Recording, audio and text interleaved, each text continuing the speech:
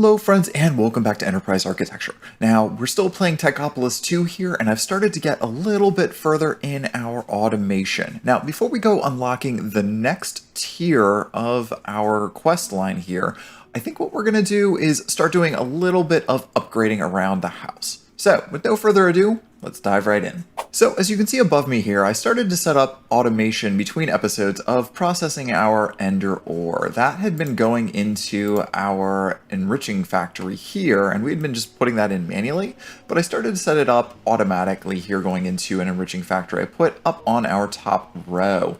But I found that the Mekanism machines were not pulling out items from our storage drawers automatically the same way that our other thermal foundation machines were. I couldn't figure out why that was, so I went ahead and I put a Mekanism logistical transporter onto this box here so that it will start pulling items out.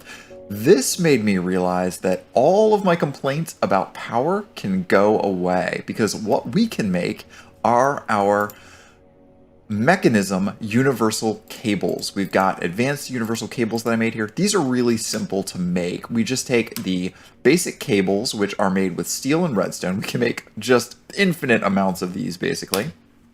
We wrap those around an infused alloy, which is a little expensive for us because we use that infused crystalline to make it, but that then makes these advanced universal cables. So the first thing that we are going to get started on today is tearing out all of our power that we've got right now, all of these lines, and replacing everything with universal cables. That's going to eliminate the problem where all of our cables catch on fire every single time that we put one too many machines onto a network. So let me get started with that. First things first, I'm going to tear all of this out and I'll see you all in a second. Alright, with a mostly clean slate to work from, we can start wiring this up with our advanced cables. Now, I've left the immersive engineering cables connected to the immersive engineering power generation. I think that that's just a perfectly fine way to do it because we can wire that into our main system. But everything else here, we are going to wire up with these Mekanism cables instead.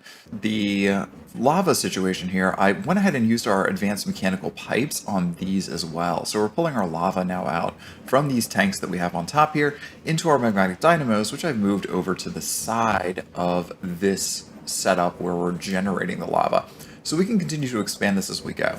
I also have a bunch of Enderium cooking up that we can then use to replace these blocks on top. These are Signalum blocks, so we're getting every 40 ticks, basically, a bit of lava, but we can double that by using Enderium and getting it down to 20. So that should remove any bottlenecks from our lava setup.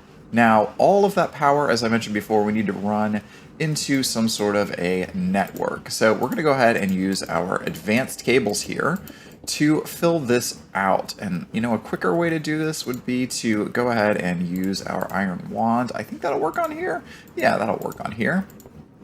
There we go, and you can see the green flowing there. That means the power is coming out. So for storing this power, I think I'm going to use the Mekanism energy cubes. We can actually convert these later into a Mekanism multi-block energy storage system that they provide, which is really super cool. But for now, this is actually all we need. It's just these basic energy cubes here. I am going to be running low on our steel casings, so I can't make but too many of these. I think I'm going to start with just the one, which is easy enough to make, and for that, actually, we do need more of these energy tablets. I will say the energy tablets is one of my least favorite recipes in Mekanism, just because they don't stack. So we're going to take this storage array, we're going to pull a cable off the side of here, let's come out like one, and we are going to put our advanced energy cable there. Now, we need to configure this.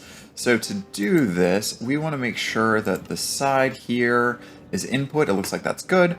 And I think what we want to do is output on top, not on the side. There we go. All right, so the power is going in there. Let's see if we can go ahead and put our cable on the top here. And yeah, it looks like that's filling up already. That is a good sign. So we need to run this power to our various areas around our base. Now, we could use our flux storage network for that, but at this point, I don't know if that's worth it. It's very expensive to implement the flux storage stuff. So I'm going to start by running a series of cables here over to these machines, first of all. So let's do that. Just going to run I think up and over all of this mess. That's going to be the easiest way. And that'll give us a main line that we can start pulling our power off of. All right, so there's all of these machines now connected up. You see the green energy flowing. And now all we need to do is run this over to our 2 banks of machines over here. And there's the first half done. This is running behind all of the big bulk bank of machines that we have on the right side and into the machines on the bottom. And now all we have to do is connect up the machines on the left side. So let me do that real fast. And there's that all set up. So everything should now be wired up into our system with the exception of our joule generators here. So these dynamos, this needs some attention and some work. I think what we're going to do here is tear all of this up and refactor it completely. The main thing I want to do here is, well, I'm not going to worry about these extra gems. That's fine. I really want to take from this system here, where we've got these sets of gems, and pull them into their own generators. So I think to do that, I'm going to need item transfer pipes, and I think I'm going to need to pull from the back here. I really need to make sure that I have some sort of an item filtration system going on there, but maybe what we can do here, I don't think these are going to be used up especially quickly. So I think maybe what we can actually do is pull these items off the back of here into some sort of a array of these lapidary generators and just have them filter by the fact that they will always stay full of whatever gem is being pulled into that specific generator. Okay, so this seems to be working out pretty well. I made a 4th lapidary dynamo, and that's just getting the ruby and ruby and sapphire out of our system here. I had forgotten that the Peridot doesn't actually go and power the lapidary dynamos. It would be nice if it did, but it does not in this pack. So instead, we're just putting those 2 in here. So that's working really well for us. Now the only thing to do is to, of course, cable this up as we have done the rest of our system. And we're going to run this, I think, we'll do it just off this edge maybe, because we're still going to probably expand this a lot from where we're at. So let's just go up 1 here and go all the way back to our main power line over on this side. There we go. Perfect. And pick up our stray cable. Great. All right, so that is most of our power. The last piece of this puzzle, ooh, and I am about to die, let me eat. The last piece of this puzzle is to take this massive nonsense of connectors and power lines from our water wheels and our windmill and connect that into this system. That's really easy for us to do. We can literally just come right over from this, like so. I think we can actually just remove this cable entirely, which we are not actually using anymore. Yeah, that's not connected to anything. And onto this power cable, what we can actually do is put our wire connector directly onto it. And that's going to hook up. And then from this, we hook up our cable. Great. And that means now power is flowing into the system. So we're still getting our nice green energy from our water wheels and from our big windmill up there. I wonder if there's solar in this pack. That would be super cool. I think you all know how much I love solar power.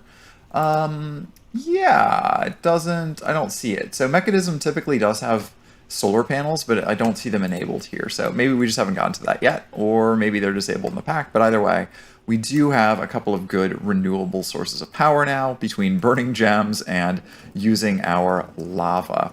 So this is going well, but note that a lot of these lava generators, these are not turned on. That means we are not actually producing enough lava to keep up. So let me go check on my Enderium production really quick. And yes, 54 pieces. That's exactly how many we need, conveniently enough. I didn't plan that. That just happened to work out really well. So we're going to come back over here, and we are going to hook this up into our lava system. So let's climb all the way back up here. And we are just going to replace these signalum blocks with these enderium blocks. And that's going to double our output of lava. So 1, 2, 3, 4, 5, and 6. And now this, well, we can't click the block unless we get that little corner. There we go. Yeah, pumping rate is 20. So that should be giving us a boatload of lava. Now, I think a lot of that is going into this tank. It's not going into these pipes. So I see a little bit ticking through there. So these are starting to fill up a little faster. Yeah. And it's just not quite enough lava production while that tank is still filling up. So what we might need to do is build another couple of lava generators, but I think this will be enough power for now. It looks like this is still going up, right? So our energy cube is still producing more than we actually need. Okay, so as the last bit here, I went ahead and put a flux plug on the bottom of our advanced energy cube. I set that to input-output on the bottom, and technically it's only outputting into the system here, and that's going to then keep this topped up. Although it's already full, our flux storage is full up, so we're good there. But that way, if we do want to use our flux points to connect to any machines that are further away than this, we can do that. So there we go. That is our completely 100% upgraded power system. All right, so with our infrastructure upgrades complete, I think it's time to move on to some auto crafting. I have all of these requirements that I need for our various levels of Technium that we've got here, and it's just a pain to have to keep making all this stuff. Let's start with something real simple here. Let's go ahead and start at the middle, right? Let's make some aluminum sheet metal. And you know what? Now that I think about it, we can also do, that's made from plates. And the plates, we can actually make it a multi-servo press. So let's go back to where we started this whole spiel. Let's make ourselves up a bunch of multi-servo presses, and we're gonna make these single ingredient multi-servo presses pulling from a particular item output. So let's grab up some blocks of iron. Let's do 4 presses to start. Why not, right? We've got the ingredients for that.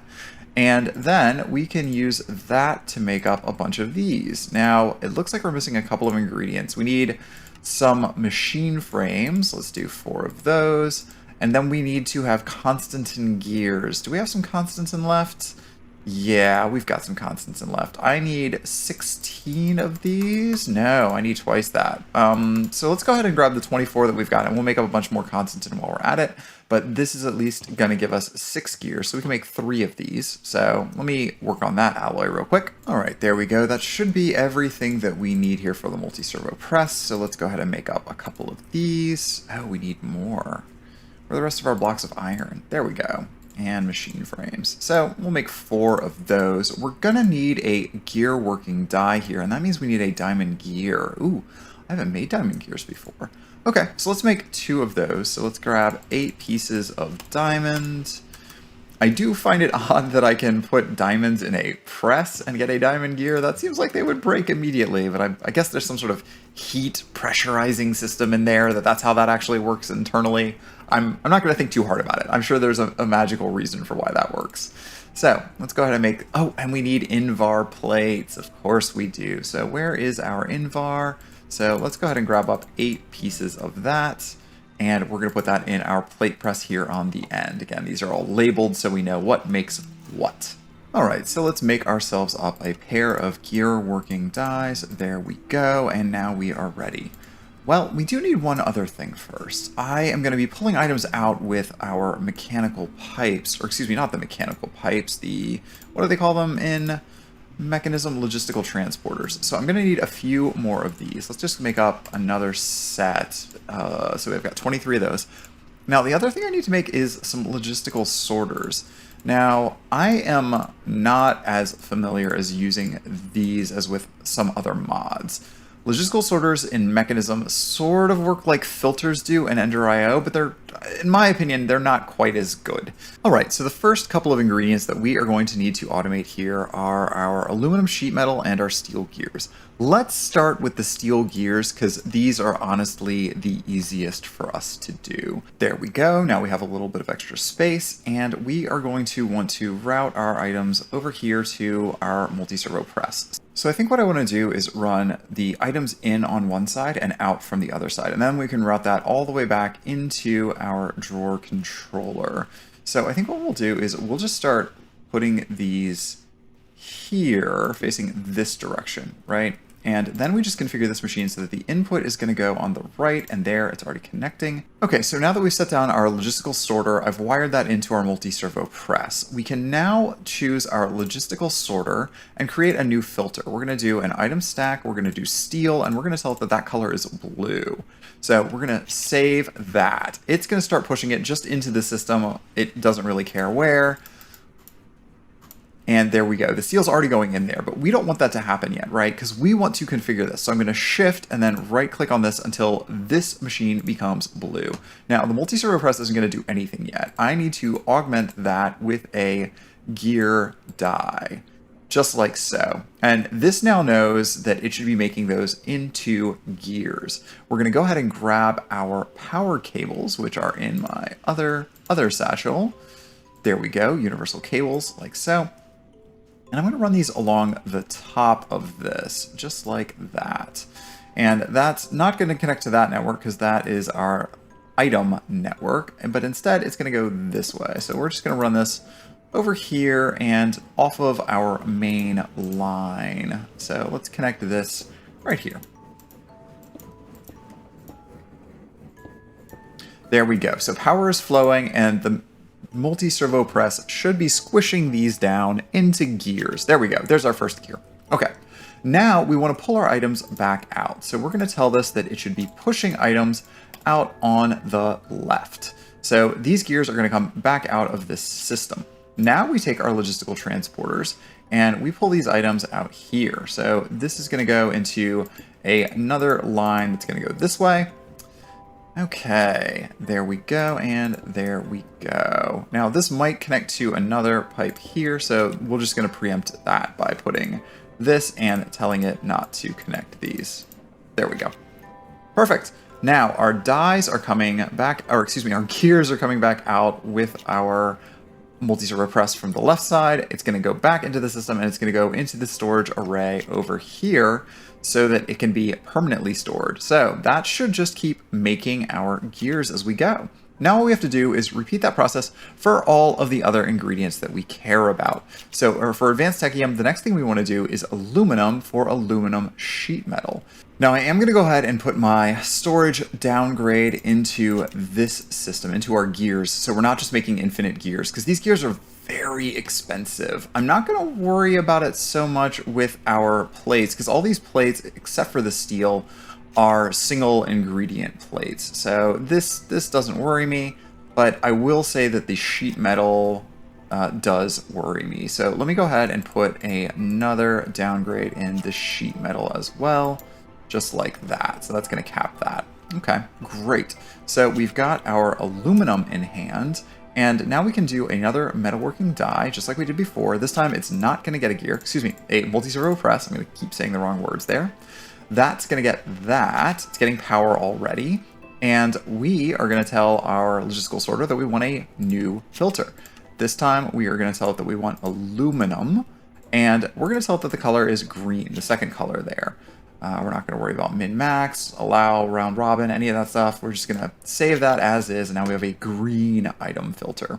We go and we take our pipe here, and this time we make this one green. So there is a green pipe, and can we just connect that up? That connect here?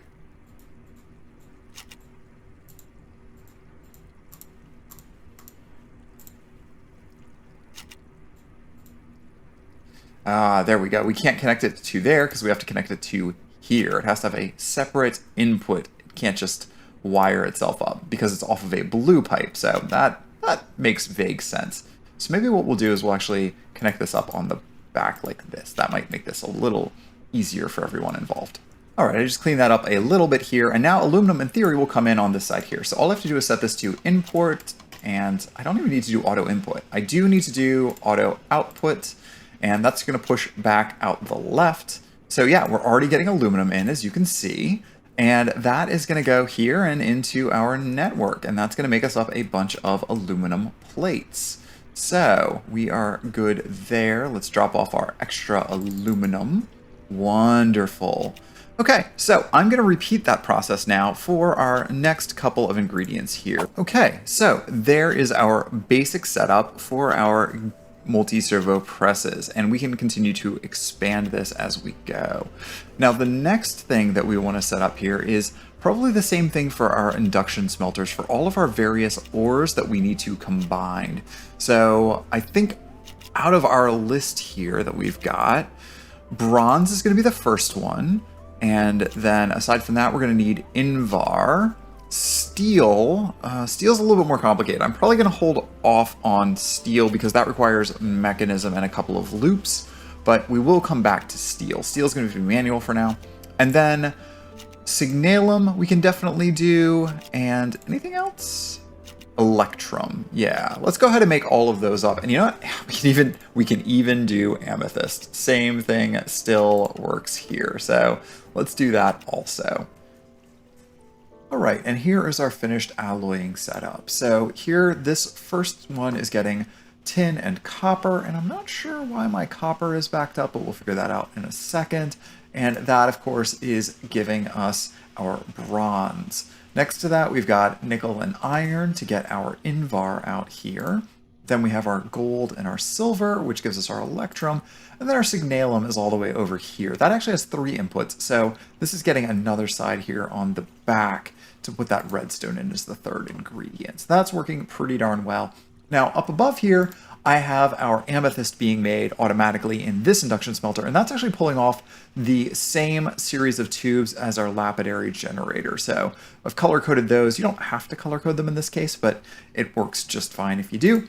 And those are then going into our induction smelter. And it's very nicely keeping those sorted so that we're not overlapping across 2 items in a single input. So that works very, very well for us. And then, of course, all of that is coming into our output here, which I ran underneath the floor for simplicity and so it wouldn't keep colliding. And that goes back into our drawer controller over here. And you can see on the back here, this is just pumping things out very, very nicely from our logistical sorter. Now, unfortunately, this is basically capped out for our logistical sorter. We can do one more item. We have room for a black item color filter, but everything else is already all used up. So every single color now has a destination. So to expand this, we are going to have to come off of the other side of this drawer controller if we are going to want to use it. So that is something to certainly keep in mind here. Okay, so there's just a few things left to automate it, and we're going to use our sequential fabricator for all of those things. So let's go ahead and make up a few of these sequential fabricators. We're going to need, I think, 3 of these to start. So let's go ahead and do this. We're going to make ourselves 3 of our crafting tables like so, and then here we go, 3 sequential fabricators. Now all we have to do is put our logistical sorter on this side here, and one thing I'm going to do right away is I'm going to go ahead and drop in this muffling upgrade that I made. These are really simple. We're just using steel wrapped with infused alloy and glass. That's how all of the upgrades are made in Mekanism, I believe, is various dusts with those items around it, the glass and the alloy. So that's going to put it on full muffling, and that's not going to make that clicking noise anymore that it was continuing to make that is just kind of obnoxious, and I really couldn't stand it. Since the items are going to be pulled out there, I think I'm going to take advantage of having this top row here this time. And this cable I moved a little bit, but it looks like it's still in the way, but whatever. So we're going to go ahead and put down our sequential fabricators here, here, and here. So those are going to take items in. Each of these is going to be a single item ingredient fabricator, so that's not going to be a big deal for us. These are going to be taking items in on the right-hand side, and we're going to output on the left-hand side. Auto output like so. So this first one, what we're going to do is we're going to make our glass bottles with that. So let's go ahead and find where we have our glass.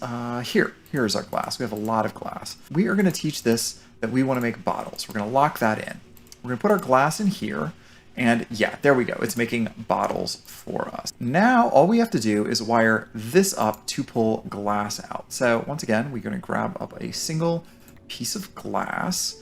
We're going to go to our logistical sorter, and we're going to create a new item stack filter for glass. We're going to make that color blue, and we're going to save that. And you can see immediately we're getting tons of glass being pulled into our sequential fabricator. That's going to fill all the way up. That's going to be totally full of glass, and that's more glass than we really need to put in there. So let's go ahead and pull, well, you know what we're going to do? I don't think anything else uses bottles here. So in this specific instance, I think I'm going to do something a little funky. I think I'm going to pull this container off of our bottling machine. I'm going to put a 1x1 drawer here, and I think I'm going to go ahead and put a storage downgrade in that drawer, just like that.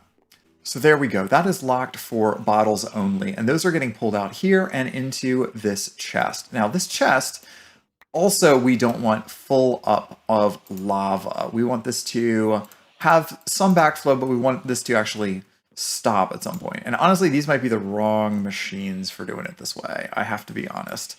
So let's go ahead and put lava in here. And we are also going to put our storage downgrade into this container.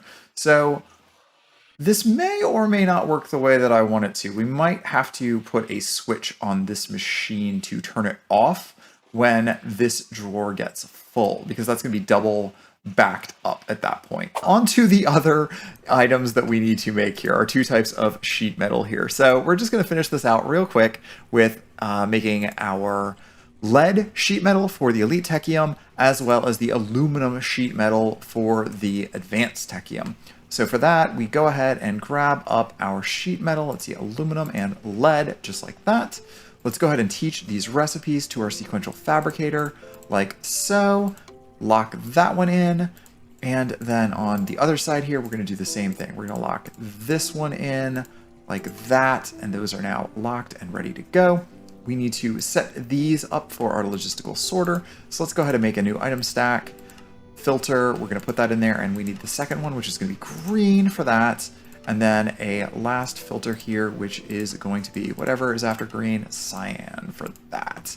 Okay, great. Now we just need to color these pipes to match. So to do that, we need to put these in here, and we're going to put a second row in here, and you'll see why in a second. That's because these will get turned into green and cyan respectively. And then the second we turn on these so you can import, it should reconnect. So there we go. This is getting all of our aluminum plates, massive amounts of aluminum plates. Now we're going to push out on the right, push out on the right, just like that. And we're going to go ahead and configure these to push as well. So let's just do that and that. Great. Now all of our sheet metal should be going into our system. So that should be everything automated with the exception of steel. Okay, time to deal with steel, which is going to be the last major automation that we're going to do this episode. I'm going to put down an enrichment chamber here. Let's rotate that around so it's facing away from us. And this enrichment chamber we are just going to use to make our enriched carbon. So let's go over here to our logistical sorter again. We're going to put a new filter, and cyan was the last one that we did. So we're going to do an item stack, coal, and we're going to make this into dark red. So coal gets dark red.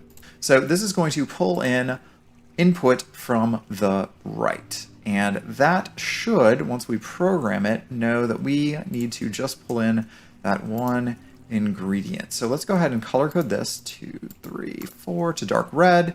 And that should start getting coal into that side.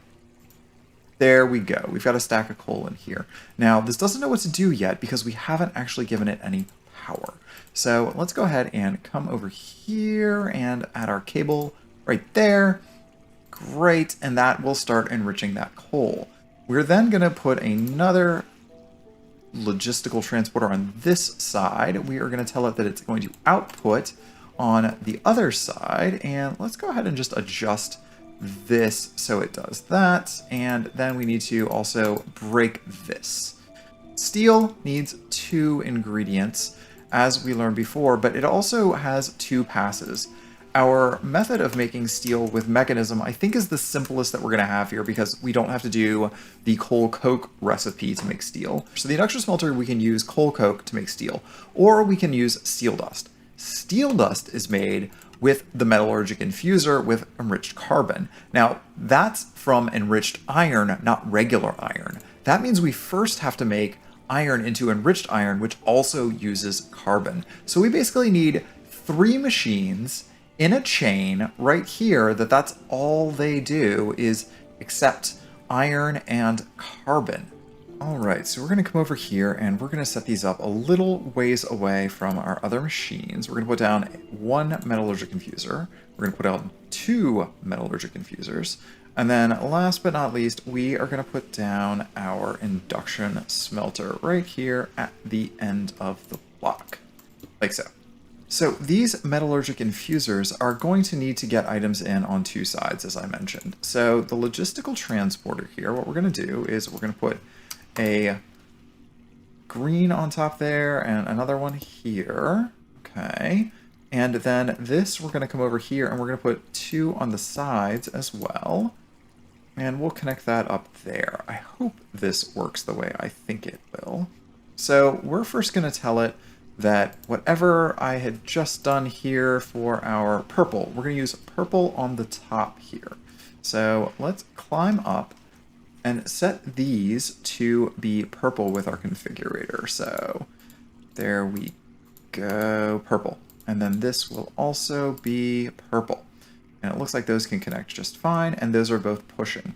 Okay, so that is our purple cable going in there. Now what remains is iron. So let's grab our iron out of here, and let's add yet another cable here. And this is not the previous connector we had already set up for iron, remember, this is a new one. So we're gonna add a item stack of iron there, and we are gonna make this into light blue and save that. All right, so this one took a little bit of figuring here because our ingredients didn't want to make this hard right turn that we have here. We had to set up and configure our sides here. So our extra item needs to go on top as yellow, but we're using our transporter config here. These colors match the filters that we have on this logistical sorter. So whatever color we do here on the item filter, that's going to match those filters. And these pipes instead have no colored filter. So that works on Mekanism machines. That's not going to work on your thermal foundation machines, but any Mekanism machines you can do that. So I did the same thing here on our enrichment chamber. Now our second metallurgic infuser, we need to do something a little different too. We want to copy the configuration so that purple and the extra item goes on top. So this we are going to do extra item on top, and the transporter config is going to pick purple up again. So that should be fine. But the item configuration, we want to come out of the back of this metallurgic infuser. And I don't know why that's getting coal instead of our enriched carbon. We'll figure that out in a little bit. But for right now, we are going to tell this one that the back side of it, we want to output. So output there. And that means this enriched iron should be pushed into here once we tell it that this, the front of it, should be inputting. And of course, we do have to turn on auto eject for that to work. Now, if we connect this up with another cable, then it should then be getting the extra items on top, and it should be getting the purple on top. We turn that into strict input, and in theory, we should then have this bounce in here and give us our carbon on top, the enriched carbon. And there we go. We just had to wait for a second, and now we have enriched carbon coming in on top. And I think that that's because I need to turn on strict input for that to work properly. Now we want to push out the back of this to eject our items, eject on, and that's going to go then into our induction smelter. This one I think we do need to turn around so that this can auto input from the back. There we go. And that's just going to turn that straight into steel for us. Our steel, of course, then we can then pop out of that. Let's go ahead and export it on the right-hand side here from that little icon there. And we're going to plonk that into this system here. And now we just run these cables here, and that will pull out of here once we tell it to pull. So now we are getting steel ingots out of our system. So that should be the automation of pretty much everything, I think. All right, friends, that is a lot of automation done, and I'm feeling really good about this. This is the first episode where I really feel like we've got our footing under us. We've got a lot of actual automation and machining and using the pipes, and although it does look like a complete and utter mess behind me, there is no question in my mind with that. I do feel much better about the situation now. A lot of our grind, I think, is going to be eliminated by having access to all of these machines that can do this crafting. So feeling really good about things. But I am going to call that the end of this episode. So thanks again for watching Enterprise Architecture, and we'll see you back here next time. Bye, friends.